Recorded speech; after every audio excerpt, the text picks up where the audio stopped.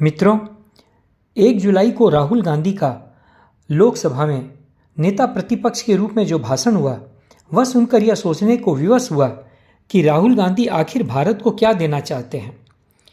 उन्होंने खुले शब्दों में हिंदुओं को गाली दी, हिंदुओं को हिंसक कहा, आगे कहा हिंदू हमेशा झूठ बोलते हैं। फिर बात को घुमाया, कहा कि भाजपा वाले हिंदू ऐसे होते हैं, अर्थात भाजपा वाले हिंदू दूसरे होते हैं और आम हिंदू दूसरे होते हैं। एक बार फिर बांटने की कोशिश। सही में देखें तो यह कांग्रेस के डीएनए में है कि फूट डालो और राज करो। मित्रों, आचार्य चाणक्य ने कहा था कि देश की सत्ता विदेशी औरत और उसके होने वाले बच्चे के हाथ में कभी नहीं सौंपनी चाहिए। पर भारत का दुर्भाग्य देखिए कि 10 वर्षों तक अर्थात 2004 से 2014 तक एक विदेशी महिला ही शीर्ष सत्ता का संचालन कर रही थी और अब उसके पुत्र राहुल को भारत का प्रधानमंत्री बनाने की पुरजोर कोशिश की जा रही है। राहुल, सोनिया के जितने भी वक्तव्य हैं उनके कहीं से भी देश प्रेम नहीं टपकता है। राहुल ने कहा था कि पूरे देश में पेट्रोल छिड़का हुआ है, बस माचिस दिखाने की ज़रूरत है। यह पेट्रोल किसने छिड़का है? उन्होंने ही छिड़का है और माचिस भी वही दिखाएंगे। 2 दिन पहले वो मणिपुर इसीलिए तो गए थे। राहुल जो भी हैं खुलकर बोल रहे हैं, बल्कि ताल ठोक कर बोल रहे हैं।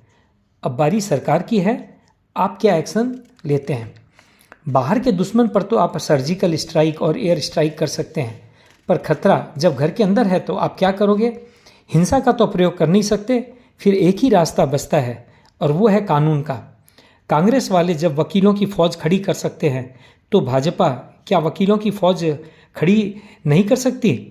हर एक गलत बयानी पर 10-10 मुकदमे ठोकिए, 10 राज्यों से अलग अलग मुकदमे करिए और क्षमा या माफ़ी नहीं, सीधे 100-500 करोड़ के मुकदमे ठोकिए। जो मोदी जी ने कहा कि उनको उनकी ही भाषा में जवाब दिया जाएगा, तो अब समय वही है ईंट का जवाब पत्थर से देने का। नहीं तो उनके हौसले बुलंद होते जाएंगे और वे राष्ट्र का नुकसान करने के लिए कुछ भी करने को तैयार हैं। मैं फिर से रिपीट करता हूँ कि देश का नुकसान करने के लिए वे कुछ भी कर सकते हैं और इसके प्रमाण हैं, कुछ छुपी हुई बात नहीं है। और उनके इस काम को करने के लिए पूरी वैश्विक शक्तियों का उन्हें समर्थन प्राप्त है।